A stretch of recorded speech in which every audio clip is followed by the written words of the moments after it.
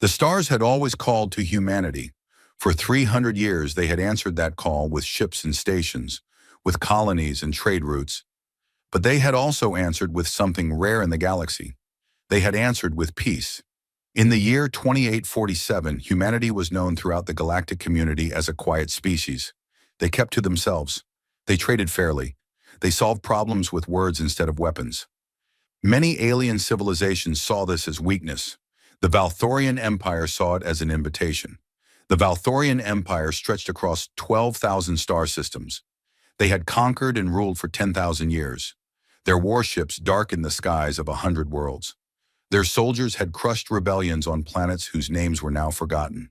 To them, humanity was just another small species that would eventually bow or break.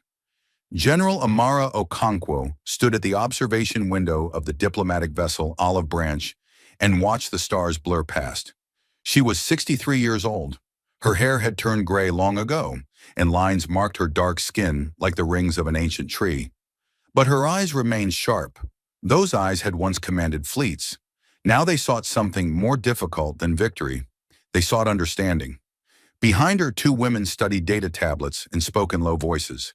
General Lin Mei Hua was small and precise in her movements. She had designed the stealth systems that made human ships invisible to enemy sensors. She had spent 40 years making humanity safe from threats that never came. Now she hoped her work would never be needed. General Elena Vasquez was the youngest of the three at 58. She was tall and broad-shouldered, with a quick smile that had earned the loyalty of thousands of soldiers. She had rebuilt Mars after the Great Collapse. She had fed millions and healed wounds that politics could not touch. The people of the solar system loved her like a grandmother they had never met. These three women were legends. They were the finest military minds humanity had ever produced, and they had chosen to become diplomats. "The Valthorians have confirmed our approach vector," Lynn said without looking up from her tablet. "They are allowing us to dock at Station Primarch." "Allowing us," Elena repeated with a small laugh. "They make it sound like a gift." Amara turned from the window. "To them it is. The Emperor believes he is being generous by meeting with us at all.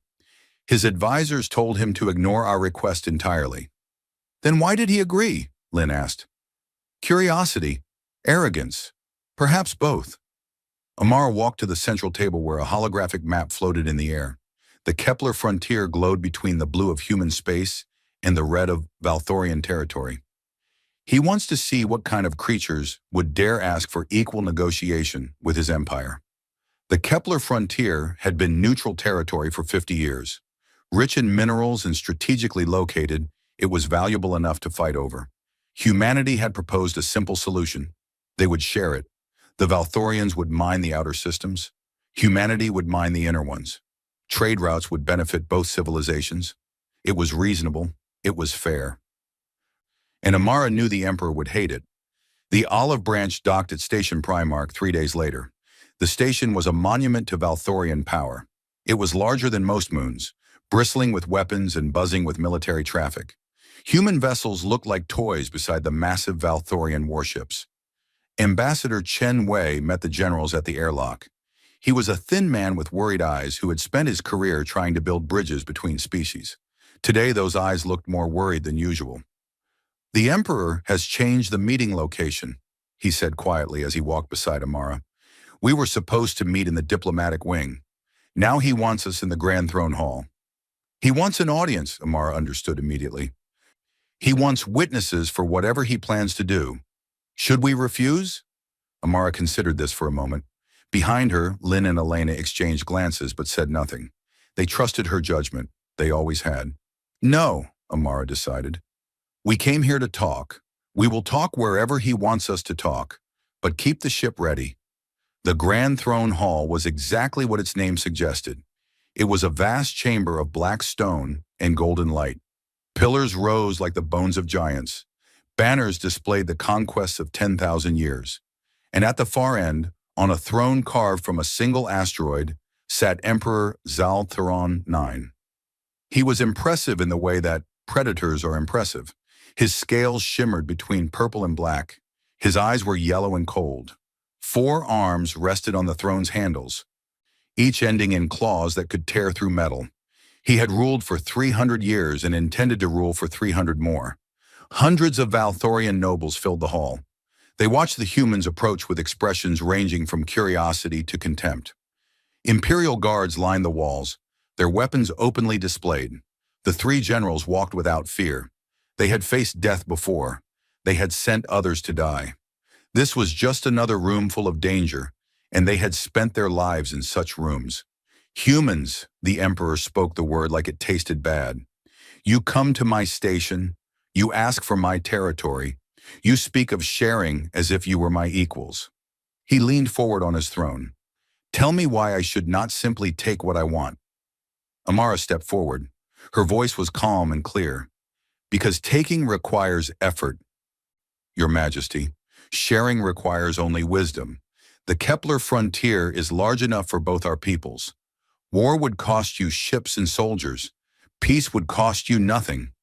Peace, the Emperor laughed. The sound echoed through the hall, and his nobles laughed with him. You speak of peace because you are weak. Your species hides in its little corner of the galaxy and calls it choice. But we know the truth. You are prey pretending to be something more. Elena spoke next. Her voice was gentle but firm. We are not prey, Your Majesty. We simply choose not to hunt. Choice? The Emperor's laughter stopped. His yellow eyes narrowed. You have no choice.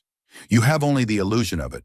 Let me show you what happens to species that forget their place. He raised one clawed hand. The Imperial guards moved, not toward the generals, but around them. They formed a circle of weapons and hostile intent. You entered Valthorian space under false pretenses, the Emperor declared. His voice rang through the hall. You are spies, saboteurs, enemies of the Empire. Ambassador Chen stepped forward. Your Majesty, this is outrageous. These women are diplomats under protection of galactic law. Galactic law? The Emperor smiled. It was not a pleasant expression. I am galactic law, and I find them guilty. Lin reached for Amara's arm. We need to leave. Now. But there was nowhere to go. The guards had sealed the exits. The diplomatic vessel was docked and surrounded. They had walked into a trap, and the trap had closed. Amara looked at her friends. At Lin, who had never wanted anything but to protect her people. At Elena, who had healed so many wounds and would leave behind so many broken hearts. She saw acceptance in their eyes. They had known this was possible. They had come anyway. I am sorry, Amara said quietly. Do not be, Lin replied. We knew the risks. Someone had to try, Elena added. Someone always has to try. The Emperor rose from his throne. Let this be a lesson to all who watch. The Valthorian Empire does not negotiate with lesser beings.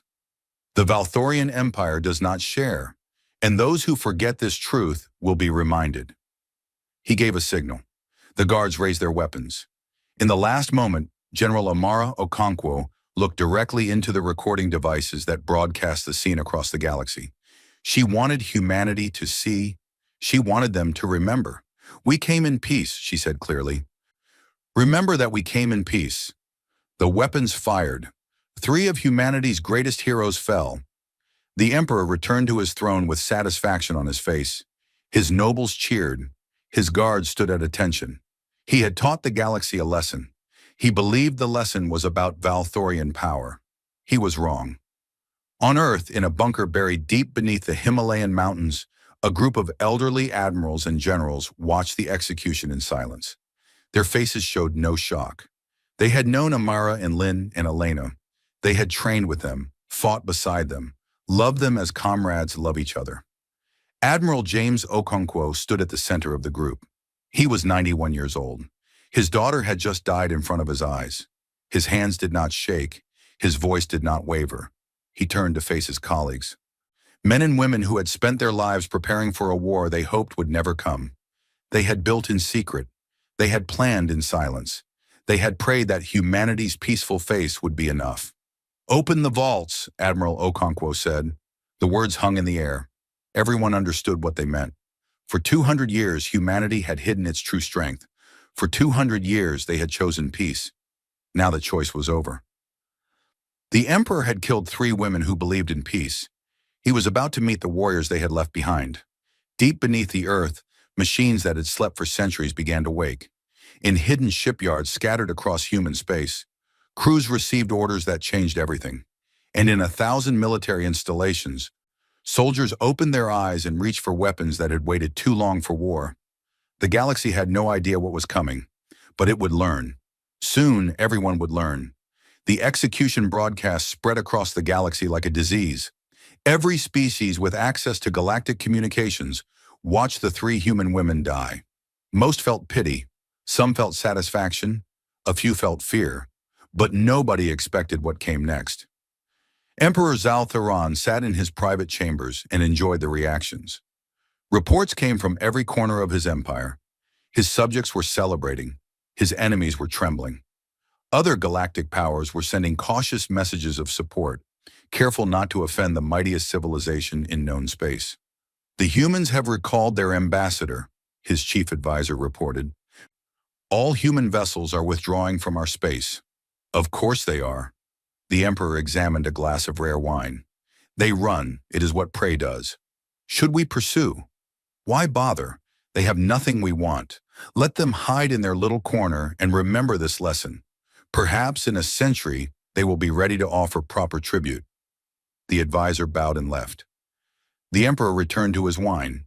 He did not notice that human ships were not fleeing randomly. They were moving with precision, every vessel, every station, every civilian transport, all of them pulling back behind a line that had no military significance. Or so the Valthorians believed. In the Himalayan bunker, Admiral Okonkwo stood before a wall of screens. Each screen showed a different location.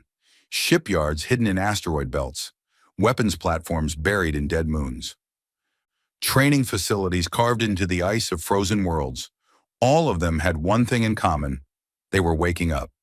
Status report, the admiral commanded. General Morrison stepped forward. She was 70 years old and had spent 50 of those years preparing for this moment. Vault Alpha through Sigma are fully operational. Fleet elements are assembling at rally points as planned. Total combat-ready vessels currently stand at 400,000. That number will double within 72 hours. Ground forces? 300 million soldiers in cryosleep are being revived. First wave will be ready in 6 days. Full deployment in 2 weeks. Another officer spoke. Logistics chains are activating across all sectors. Ammunition factories are operational. Fuel production is at maximum capacity. Medical ships are prepared. Admiral Okonkwo nodded slowly. 200 years of preparation, 2 centuries of building in secret while the galaxy dismissed humanity as peaceful and weak. Every government since the first contact with alien life had contributed to this project. Every leader had added to the vaults. They had hoped it would never be needed. That hope had died with 3 brave women. What about the contingency protocols? The admiral asked. General Morrison hesitated. Sir, those were designed for defensive operations only. We never planned to use them offensively. Plans change. The admiral turned to face his colleagues. The emperor did not just kill 3 diplomats. He killed our friends, our family, our future. He did it publicly. He did it proudly. If we do not respond, every species in the galaxy will learn that humans can be murdered without consequence. Silence filled the room. Everyone understood the weight of the moment. I am not asking for revenge, the admiral continued. Revenge is small. Revenge is personal. What I am asking for is justice. Not just for Amara and Lynn and Elena, for every species that lives under Valthorian cruelty, for every world they have crushed, for every civilization that bows because they have no choice. He walked to the central display. The map of the galaxy glowed blue and red. We are going to give them a choice. We are going to break the Valthorian Empire so completely that it can never threaten anyone again. And when we are done, we are going to show the galaxy what humans really believe in. Which is? Morrison asked. Peace. The admiral smiled grimly. Real peace, not the peace of fear, the peace of freedom. The Earth Parliament met in emergency session that night. The debate lasted exactly 12 minutes. When the vote was called, every representative from every nation and colony voted the same way. Unanimous, without exception, without hesitation, humanity was going to war. Across human space, Families gathered around screens and watched their leaders explain what was happening. Parents held children who did not understand. Veterans reached for uniforms they had never expected to wear again. Young people who had grown up in peace suddenly faced a future of violence. But there were also other reactions. In every city, in every station, crowds gathered to honor the three fallen generals. Their faces appeared on buildings and monuments. Their names were spoken like prayers. They had died for peace. Now their people would fight in their memory. On Mars, Elena Vasquez's family opened their doors to journalists for the first time. Her son, now an elderly man himself, spoke with quiet dignity. "My mother spent her life healing," he said. "She believed that humanity's greatest strength was our compassion. She would not have wanted this war, but she would have understood it. Some things cannot be forgiven. Some lessons must be taught." In Beijing, Lin Meihua's grandchildren watched the recordings of her work. She had designed systems that could make ships invisible. She had created weapons that could break planets. And she had locked them all away because she believed in a better future. "Grandmother always said that power was meaningless without wisdom," her oldest grandchild told the cameras.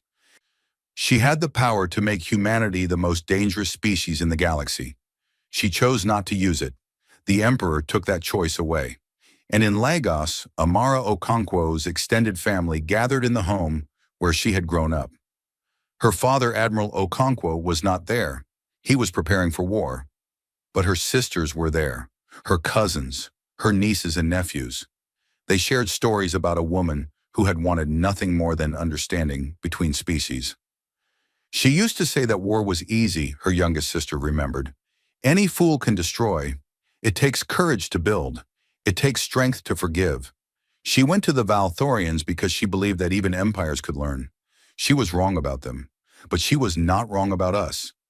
The first sign that something was different came 3 days after the execution. Valthorian border sensors detected an anomaly near the edge of their space. A small disturbance that could have been anything. A comet, a solar flare, background radiation. The sensor operators logged it and forgot about it. They had no reason to worry. Human ships had fled. Human space was quiet. The prey had hidden in its hole. But the anomaly did not go away. It grew.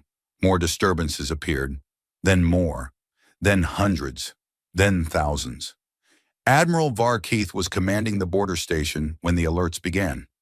He was a veteran of many campaigns. He had crushed rebellions and conquered worlds. He had never been afraid of anything. He was afraid now. "What am I looking at?" he demanded. His sensor officer's voice shook. "Ships, Admiral. Human ships. They are coming out of hidden jump points that we never detected. They must have built them in secret. They must have been there for... How many?" The officer checked his readings 3 times before answering. 400,000 confirmed. More arriving every second. Admiral Varkeith felt his blood run cold. The entire Valthorian Imperial fleet numbered 50,000 vessels. The humans had almost 10 times that number, and they were still coming. "Send a message to the Imperial Palace," he ordered. "Send it now." The message reached Emperor Zaltheron during a celebration. He was entertaining nobles and accepting congratulations for his handling of the human problem. The messenger interrupted without permission. His face was pale with terror. "Your Majesty," the messenger said, "the humans are coming." "Let them come." The emperor laughed. "We will crush them as we crush their diplomats." "Your Majesty, you do not understand." The messenger handed over the report. "Their fleet. It is larger than anything we have ever seen. Larger than anything anyone has ever seen." The emperor read the report. His laughter died. The numbers were impossible. No species could build such a fleet in secret. No civilization could hide such power from Valthorian intelligence. But the sensors did not lie. "This must be a mistake," he said. "It is not a mistake, Your Majesty." The messenger swallowed hard. They were not hiding from war. They were preparing for it. They have been preparing for 200 years. The emperor rose from his throne. His mind raced through possibilities. Alliances with other powers, defensive formations, strategic retreats. But every calculation led to the same conclusion. The Valthorian Empire had never faced an enemy like this. "Alert all fleet commanders," he ordered. "Full mobilization. Prepare for defensive operations." "Yes, Your Majesty." The Emperor watched the messenger leave. For the first time in 300 years of rule, he felt something he had never felt before. He felt doubt. On the bridge of the human flagship Retribution, Admiral Okonkwo watched his fleet emerge from hyperspace. 400,000 vessels, carriers and battleships, destroyers and cruisers, medical ships and supply vessels, the largest military force ever assembled by any species in galactic history. And this was just the first wave. Fleet status, he asked. All vessels accounted for, Admiral. Weapon systems online. Navigation locked. Crews ready. The Admiral looked at the stars ahead. Somewhere in that direction, the Valthorian Empire waited. Somewhere out there, his daughter's killers celebrated their crime. They thought they had won. They thought they had taught humanity a lesson. They were about to learn how wrong they were. Open a channel, the Admiral said. Broadcast on all frequencies. Channel open, sir. Admiral Okonkwo spoke slowly and clearly. His words would reach every corner of the galaxy. Every species would hear them. Every civilization would understand. This is Admiral James Okonkwo of the United Human Fleet. We are not here for conquest. We are not here for territory. We are here because the Valthorian Empire murdered 3 women who came in peace. We are here because the galaxy needs to learn that humanity's kindness is a choice, not a weakness. He paused, letting his words sink in. To the Valthorian Empire, I say this. You have 72 hours to surrender all personnel responsible for the execution of our diplomats. If you do not, we will come for them, and we will not stop until your empire can never threaten anyone again. This is not a negotiation. This is not a warning. This is a promise. He made a cutting gesture, and the channel closed. Across the galaxy, civilizations that had dismissed humanity as harmless watched the broadcast in stunned silence. The peaceful species, the quiet traders, the diplomats who never raised their voices. They had hidden their strength for 2 centuries. Now the hiding was over. The war had begun. The 72 hours passed without response from the Valthorian Empire. Emperor Zal Theron refused to surrender anyone. He refused to apologize. He refused to believe that humans could threaten his civilization. His pride would not allow it. When the deadline ended, the human fleet moved. They did not attack randomly. They did not strike at population centers. They had a plan, and that plan was terrifyingly precise. Fleet Commander Tor Valak was the first to understand what the humans were doing. He commanded the Valthorian 4th Fleet, stationed at the Draenor shipyards. These shipyards had built warships for 6,000 years. They were the pride of the Empire. They were also completely defenseless against what came for them. Human ships appeared without warning. One moment, sensors showed empty space. The next moment, 300 warships surrounded the shipyards. Tor Valak had no time to raise shields, no time to charge weapons, no time to call for help. But the humans did not fire immediately. Instead, they broadcast a message. This is the human fleet to all personnel at Draenor shipyards. You have 30 minutes to evacuate all civilian workers. Any vessel that leaves peacefully will not be harmed. Any vessel that attempts to fight will be destroyed. Your time begins now. Tor Valak stared at his screen in disbelief. They were warning him? They were giving him time? It is a trick, his first officer insisted. They want us to lower our guard. Then why broadcast it? Tor Valak shook his head. No, they mean it. They actually mean it. He gave the order to evacuate. Workers streamed into transport ships. Families who lived on the station grabbed what they could and fled. Military personnel prepared for battle, but they were outnumbered and outgunned. Everyone knew it.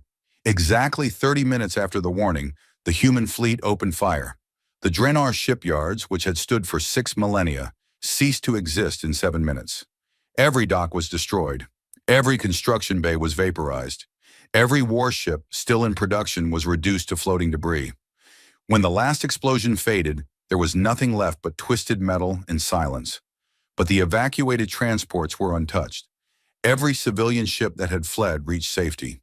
The humans had kept their word. This pattern repeated across Valthorian space. Shipyards were destroyed, but workers were evacuated.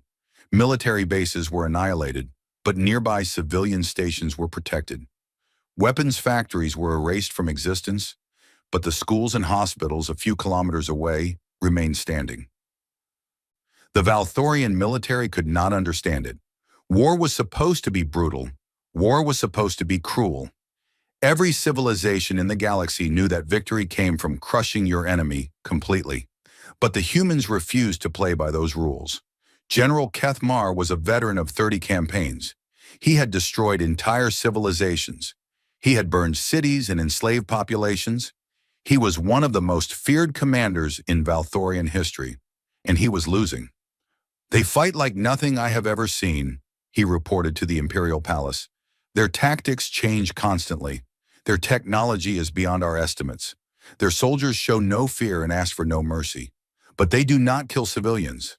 They do not target infrastructure. They are destroying our military while leaving everything else intact." "That is weakness," Emperor Zaltheron insisted. "Use it against them.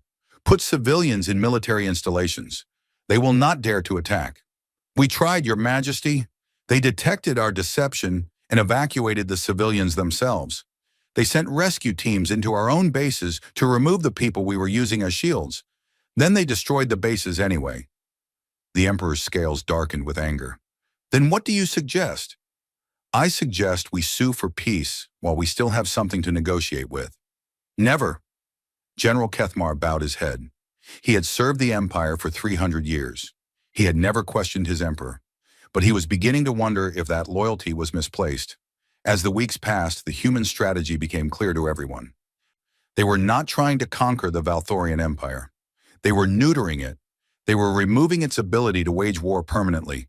Every shipyard, every weapons factory, every military academy, every research facility that developed instruments of death, all of them were systematically identified and destroyed. The Valthorian economy collapsed. Their military supply chains shattered. Commanders who had once led mighty fleets found themselves with no ships to command. Soldiers who had trained for glory found themselves with no weapons to carry. And still the humans came, relentless, unstoppable, precise. On the human flagship Retribution, Admiral Okonkwo watched the campaign progress with grim satisfaction. Holographic displays showed the shrinking circle of Valthorian military power. Every day that circle grew smaller. "Admiral," Captain Chen approached with a tablet. "The latest casualty reports." Okonkwo took the tablet and read it carefully. Human losses were minimal. The Valthorians, despite their best efforts, could not match human technology or tactics. But minimal did not mean zero. Every name on the list was someone's child, someone's parent, someone's friend. "Have the letters been sent to the families?" "Yes, sir. Personal messages from you, as you requested." "Good." The Admiral handed back the tablet. "What about the Valthorian civilians?" "Humanitarian teams are operating in all liberated sectors. Food distribution is proceeding as planned. Medical aid is being provided to anyone who needs it. We have set up refugee camps for displaced populations." "Any resistance?" "Some. The Valthorians do not understand why we are helping them. Many think it is a trap." Admiral Okonkwo nodded slowly. "Keep helping them anyway. Let them see who we really are." This was the part of the war that confused the galaxy most. The humans were devastating the Valthorian military, but they were also feeding Valthorian civilians. They were destroying weapons factories but building hospitals. They were ending an empire's power while saving its people. A journalist from the Neutral Council managed to interview a human soldier during a brief ceasefire. The soldier was young. She could not have been more than 25 years old. Her armor was scorched from battle, but her eyes were calm. "How do you do it?" the journalist asked. "How do you fight so hard and still show mercy?" The soldier thought about the question for a moment. "We are not fighting the Valthorian people. We are fighting what the Valthorian Empire represents. The people are victims too. They did not choose to be born into a civilization that conquers and oppresses. They did not ask for rulers who murder diplomats for sport. But they support the emperor. Many of them celebrated when your generals were killed. Some did, many did not. And even those who celebrated did so because they were taught to hate us. They were taught that we were weak. They were taught that strength means cruelty." The soldier shook her head. "We are teaching them something different. We are teaching them that real strength is choosing not to be cruel when you have every reason to be." The interview spread across the galaxy. Species that had prepared for the humans to become the new oppressors watched in confusion. This was not how empires behaved. This was not how conquerors acted. Something was different about these strange creatures from the death world called Earth. 3 weeks into the war, human forces reached the first of the 12 core worlds. These were the heart of the Valthorian Empire, the oldest colonies, the most important cities, the Emperor's personal domain. Fleet Admiral Varketh, the same officer who had first detected the human fleet, now commanded the defense of Core World Primus. He had 50 warships left. The humans had thousands. "Admiral," his communications officer reported, "incoming transmission from the human fleet." "Put it through." Admiral Okonkwo's face appeared on the screen. He looked tired. He looked old. But his voice was steady. "Admiral Varketh, I am giving you the same offer I have given every Valthorian commander. Surrender your forces and evacuate your civilians. We will not harm anyone who does not fight. We will provide humanitarian aid to those who need it. This is not a trick. This is not a deception. This is simply who we are." Varketh stared at his human counterpart. He had spent his entire life believing that humans were weak, that their peace was cowardice, that their diplomacy was desperation. Now he was looking at a man who had lost his daughter to Valthorian cruelty and was still offering mercy. "Why?" Varketh asked. "We killed your family. We murdered your diplomats. We laughed about it. Why do you not want revenge?" Admiral Okonkwo was silent for a long moment. When he spoke, his voice was quiet. "I want revenge every moment of every day. I dream about it. I wake up hungry for it. My daughter died because your emperor wanted to feel powerful. My friends died because your empire believes that strength means cruelty." He paused. "But revenge would make me like him. It would prove that all the things he believed about us were true. And my daughter died believing they were wrong." Varketh felt something he had never felt before. Shame. "I will order the evacuation," he said. "My forces will surrender." "Thank you, Admiral. Your people will be treated with dignity." The transmission ended. Varketh turned to his crew. They were watching him with expressions of shock and confusion. He understood. Their entire worldview was crumbling. "You heard the Admiral," he said. "Begin evacuation procedures. All military personnel will surrender their weapons peacefully." "Sir," his first officer protested, "the Emperor will have us executed for treason." "Perhaps." Varketh looked at his hands. Hands that had destroyed cities. Hands that had killed millions. "But I have served the Empire for 200 years. I have followed every order. I have committed every atrocity that was asked of me. And I always told myself it was necessary, that it was strength, that it was the way things had to be." He looked up at his crew. "I was wrong. The humans are teaching us that strength does not require cruelty, that power does not require oppression. Perhaps it is time we learn that lesson." The evacuation of Core World Primus took 6 hours. Every civilian who wanted to leave was given safe passage.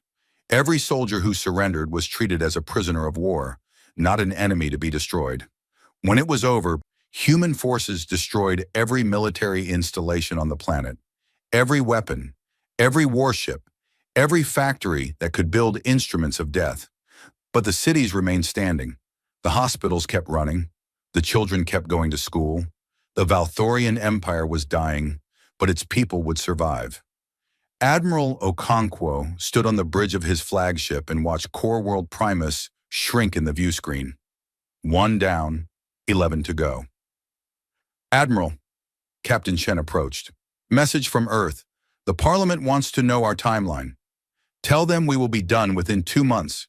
The Emperor will face justice. His empire will be dismantled. And then we will go home.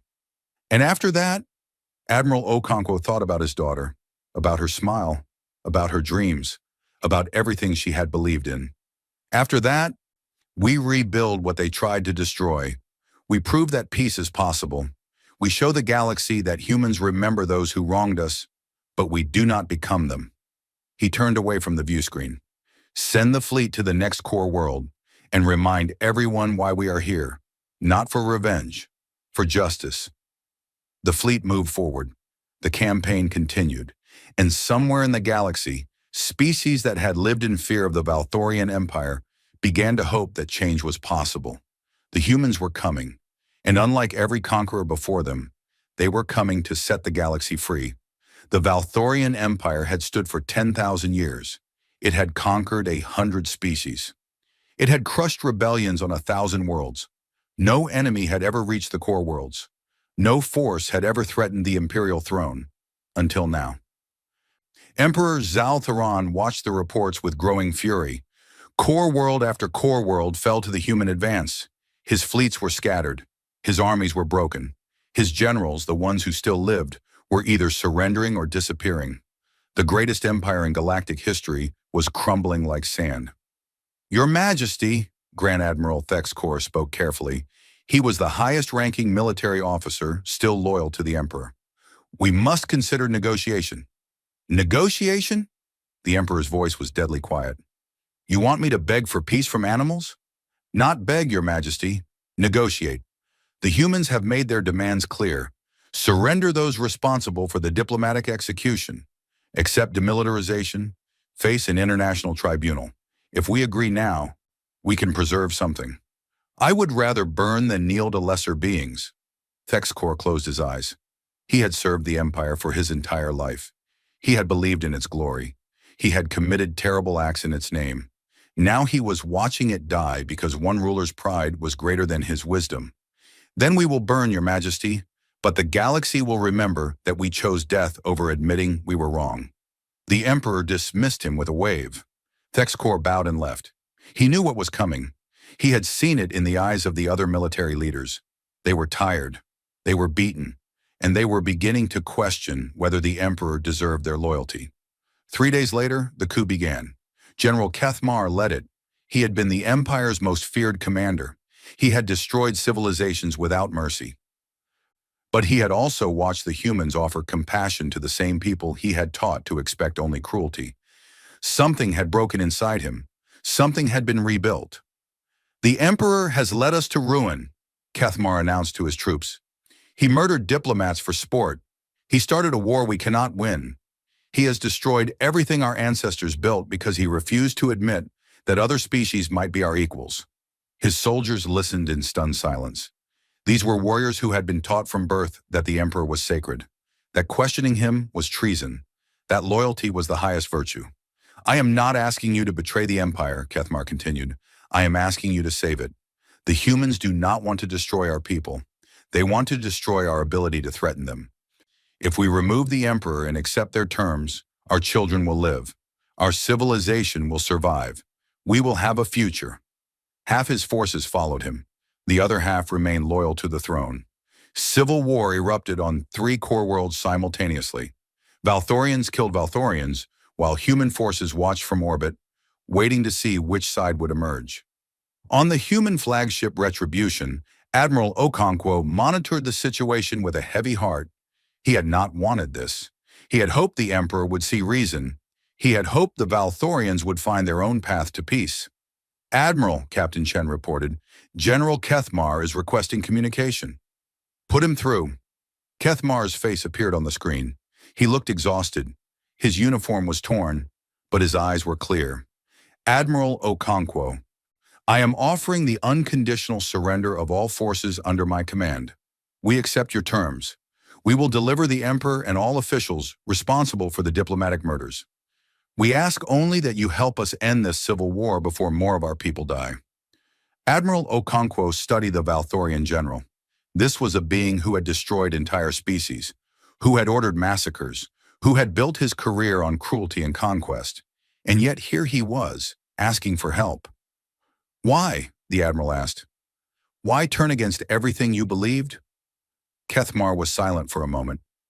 I watched your soldiers give food to children who had been taught to hate them. I watched your medics heal soldiers who had tried to kill them. I watched you destroy our weapons while protecting our hospitals. He shook his head. I spent my life believing that strength meant dominance, that power meant cruelty. You showed me another way.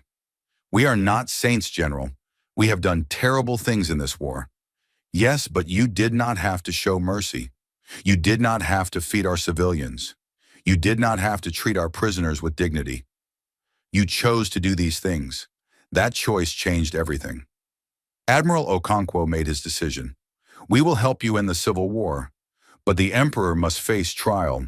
All those responsible for the murders must face trial. Non-negotiable. Agreed. Then welcome to the right side of history, General. Let us finish this together. The final battle for the Valthorian throne world lasted 2 days. Human forces worked alongside Kethmar's rebels to secure the planet. They neutralized loyalist positions with surgical precision. They evacuated civilians from combat zones. They treated every prisoner with the same dignity they had shown throughout the war. The Imperial Palace fell on the second day. Admiral Okonkwo led the assault team personally. He wanted to look into the eyes of the being who had killed his daughter. He needed to see this end. The palace was a monument to 10,000 years of conquest. Every wall displayed trophies from defeated civilizations. Every room contained treasures stolen from conquered worlds. It was beautiful and terrible, a temple to pride and cruelty. Emperor Zal Theron waited in his throne room. His guards lay dead around him, killed in the fighting. He sat alone on his ancient throne, surrounded by the symbols of his power. His yellow eyes watched the humans approach without fear. So, he said as Admiral Okonkwo stepped forward, the prey has become the predator. I suppose you expect me to beg. I expect nothing from you, Emperor. I learned long ago that expecting decency from the indecent leads only to disappointment. The Admiral stopped a few meters from the throne. His soldiers spread out behind him, weapons ready but not raised. This moment was about justice, not violence. You killed my daughter, Okonkwo said. You killed 2 of the finest people humanity has ever produced. You did it to send a message. You did it to feel powerful. And now your empire is gone. Your military is destroyed. Your legacy is ash. And you will kill me. It was not a question. No! The Admiral's voice was firm. We are taking you to stand trial. You will face judges from a dozen species. You will answer for your crimes. And then you will face whatever punishment the tribunal decides. The Emperor laughed. It was a hollow, bitter sound. A trial? You could destroy me right now. You could avenge your precious diplomats with a single command. Why follow procedures? Why pretend that law matters? Because law does matter. Because my daughter believed in justice, not revenge. Because the difference between us and you is that we do not murder people to send messages. Admiral Okonkwo turned to his soldiers. Take him into custody. Treat him with the same dignity we have shown every prisoner. Not because he deserves it, but because we do. The soldiers moved forward. The Emperor did not resist. Perhaps he was too proud. Perhaps he was too tired. Perhaps somewhere deep inside, he understood that this was the end. As they led him away, the Emperor spoke one last time. You think you have won, human, but empires rise and fall. Civilizations come and go. Eventually, your species will face the same choice we faced, power or principle. And when that day comes, you will choose power. Everyone does. Admiral Okonkwo watched the Emperor disappear through the doors. He thought about those words. He thought about his daughter. He thought about everything humanity had built and everything they could become. Maybe, he said quietly, but not today. The news of the Emperor's capture spread across the galaxy within hours. Species that had lived in fear of the Valthorian Empire for millennia watched in amazement. The tyrant had been defeated. The oppressor had been brought low.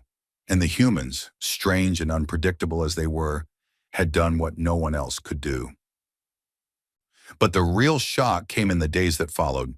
Human forces did not occupy Valthorian worlds. They did not install puppet governments. They did not demand tribute or territory. Instead, they announced that every Valthorian world would be given independence. They would be free to choose their own governments. They would be free to build their own futures. Humanitarian aid flowed into Valthorian space. Food and medicine, engineers and teachers. Everything needed to rebuild from the devastation of war. The humans gave freely and asked for nothing in return. The galactic community did not know what to make of it. This was not how conquerors behaved. This was not how wars ended. Something was different about these humans. On the former throne world, now renamed New Dawn by its provisional government, Admiral Okonkwo walked through the streets alone. He wore civilian clothes. He carried no weapons. He wanted to see what humanity had left behind. The streets were busy. Valthorians went about their lives, shopping and working and talking. Some stared at him when they recognized his face. Most looked away quickly. A few nodded with something like respect. An old Valthorian woman approached him. Her scales had faded with age and she walked with a cane, but her eyes were sharp. "You are the human admiral," she said. "I am. You destroyed my world. You killed my grandson in the fighting. He was loyal to the Emperor." Admiral Okonkwo met her eyes without flinching. "I am sorry for your loss. I lost my daughter to your Emperor. War takes from everyone." The old woman studied him for a long moment. "Your soldiers came to my neighborhood during the battle. There was a hospital nearby. We thought they would destroy it. Instead, they protected it. They brought supplies. They helped evacuate the wounded." She paused and something shifted in her expression. "I have hated humans my entire life. I was taught to hate you from birth. But I have never seen an enemy act the way your soldiers acted. I do not understand you. I do not know if I will ever understand you. But I am tired of hate." She bowed her head slightly and walked away. Admiral Okonkwo watched her go. He thought about all the hate in the galaxy, all the fear and violence and cruelty that had built empires like this one. And he thought about the 3 women who had died believing that a different future was possible. His communicator buzzed. Captain Chen's voice came through. "Admiral, the tribunal is convening. They need you for the opening statements." "On my way." Admiral Okonkwo took one last look at the city around him. Valthorian and human worked side by side clearing debris. Children played in parks that had been battlefields days ago. Life was returning.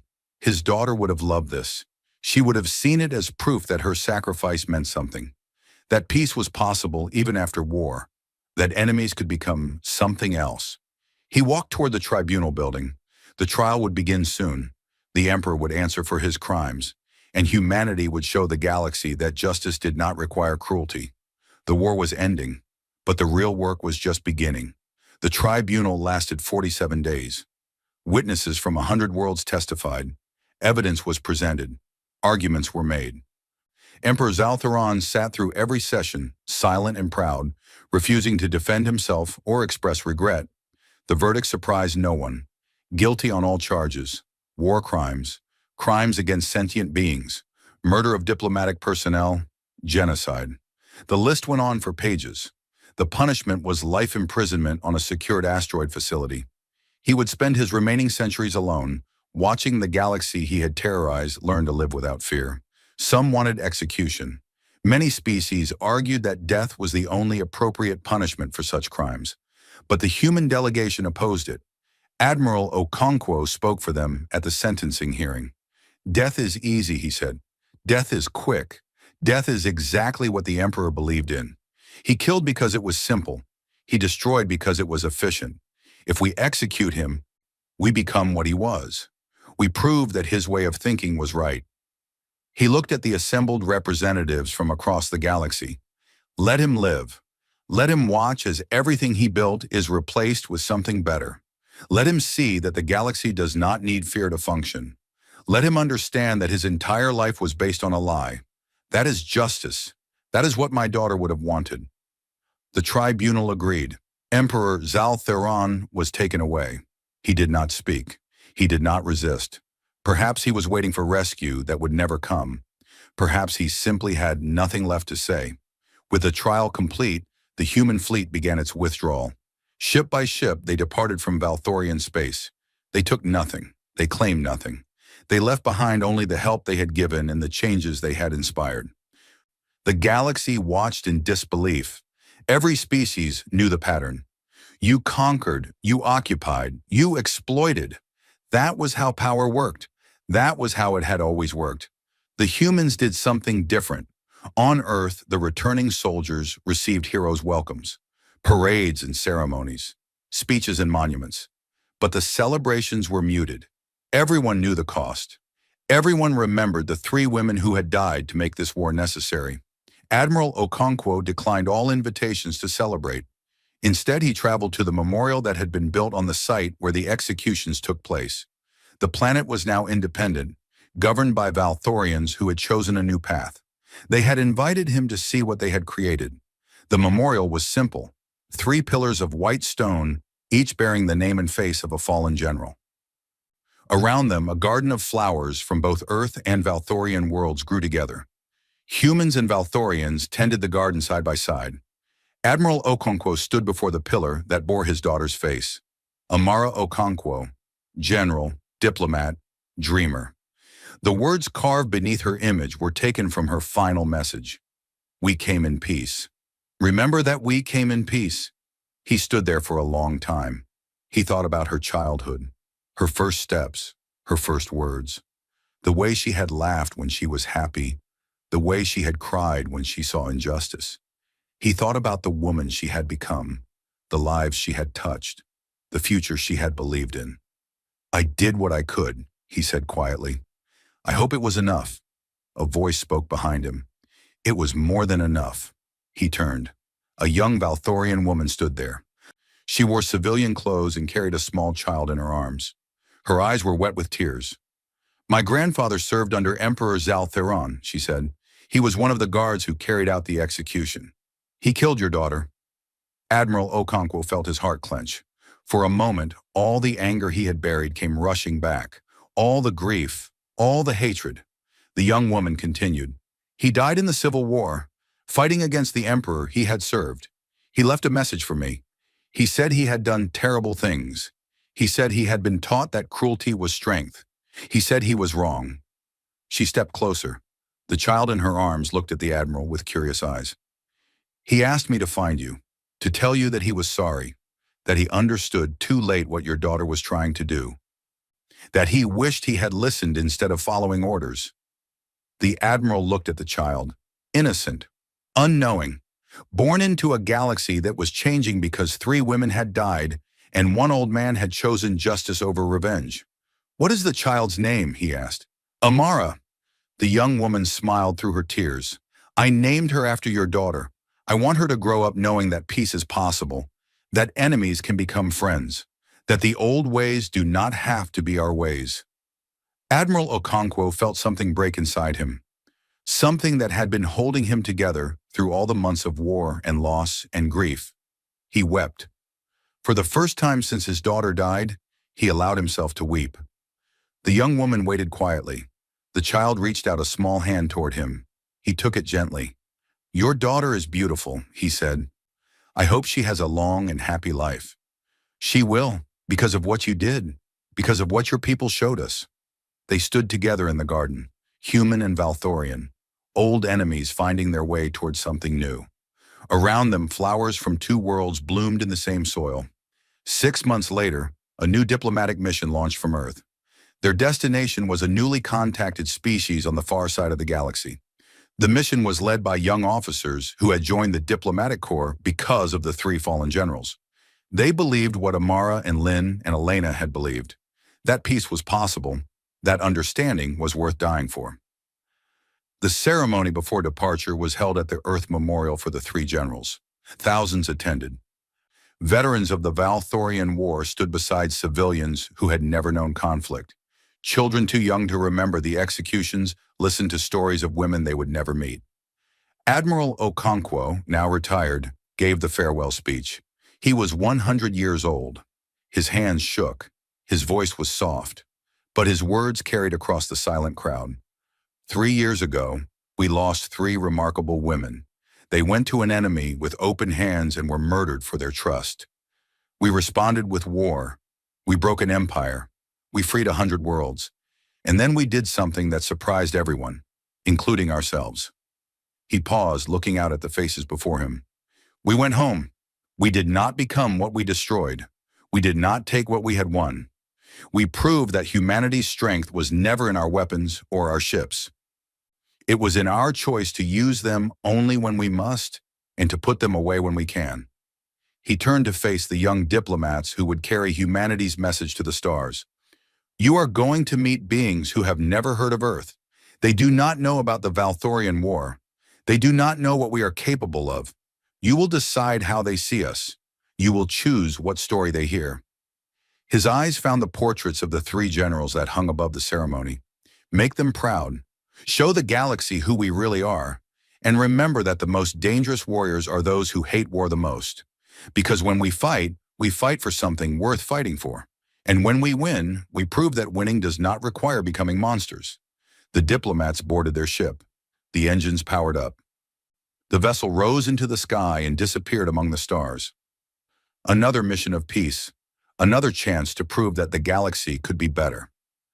On a quiet street in New Dawn, the former Valthorian throne world, a grandmother walked with her granddaughter. The child was 7 years old. She had grown up in a world where humans and Valthorians worked together, where former enemies shared meals and told stories, where the war was becoming history. "Grandmother," the child said, "why did the humans fight us?" The old woman thought carefully before answering. She had been a noble in the old empire. She had celebrated when the human generals were executed. She had watched everything she believed in crumble. "They fought us because we hurt them," she said. "We killed people they loved. We thought that made us strong. We thought they would be afraid." Were they afraid? No. They were angry, but they were also sad. They did not want to fight. They wanted to talk. They wanted to be friends. We were the ones who refused. The child frowned. Then why did they help us after they won? Why did they give us food and medicine? Why did they let us choose our own leaders? The grandmother smiled. It had taken her years to understand the answer. Years of watching humans work alongside her people. Years of seeing mercy where she expected cruelty. "Because they wanted us to be better," she said. "They did not want to rule us. They wanted us to rule ourselves. They believed that if they showed us kindness, we would learn to show kindness to others." Did it work? The old woman looked around the street. Shops and homes and schools. Children playing without fear. A future that the old empire would never have allowed. "Yes," she said. "I think it did." They walked on. The sun was setting over a world that had once been the heart of tyranny. Now it was becoming something else. Something the humans had made possible by choosing justice over revenge. By proving that strength did not require cruelty. By showing that the most powerful thing in the galaxy was not a weapon or a fleet, but a choice. Somewhere among the stars, 3 women smiled. Their dream was becoming real. One world at a time, one choice at a time, forever. The galaxy would never forget the humans, not because of the war they had won, but because of the peace they had given, because when they had every reason to hate, they chose to hope. And that choice changed everything. That was humanity. That was who they really were. And the galaxy was better for knowing them.